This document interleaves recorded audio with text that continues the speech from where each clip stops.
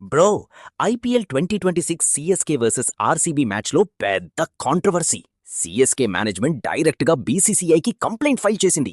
ఏమైంది చూడండి. ఏప్రిల్ 5న చిన్నస్వామి స్టేడియంలో RCB versus CSK match. RCB 43 runs తేడాతో గెలిచింది. కానీ ఆఫ్ ఫీల్డ్లో ఫైర్. ఆర్సీబీ స్టేడియం డీజే ఆ వైరల్ సాంగ్ ప్లే చేశాడు. డోసా, ఇడ్లీ, సాంబార్, చట్నీ చట్నీ చట్నీ. సిఎస్కే మేనేజ్మెంట్కి ఈ సాంగ్ తమ తమిళనాడు ఐడెంటిటీని మాక్ చేస్తోందని అనిపించింది. ముఖ్యంగా సిఎస్కే ప్లేయర్లు అవుట్ అయిన సమయంలో ప్లే చేసి డీజే కొన్ని అభ్యంతరకరమైన కామెంట్స్ కూడా చేశాడు. సిఎస్కే సీఈఓ కాశీ విశ్వనాథన్ గారు చెప్పారు, ఇది అవమానకరం, గేమ్ స్పిరిట్కి వ్యతిరేకం.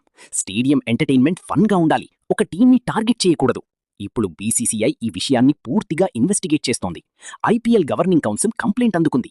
ఇంకొక విషయం, ఇదే స్టేడియంలో మరో మ్యాచ్లో ఆర్సీబీ డీజే ఇంజర్డ్ అయిన రిషబ్ పంత్ని కూడా మాక్ చేశాడు.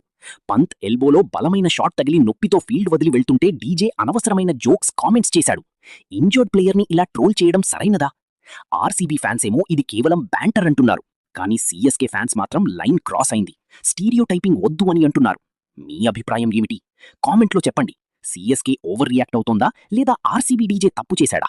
మరిన్ని ఐపీఎల్ అప్డేట్స్ కోసం సబ్స్క్రైబ్ చేసుకోండి.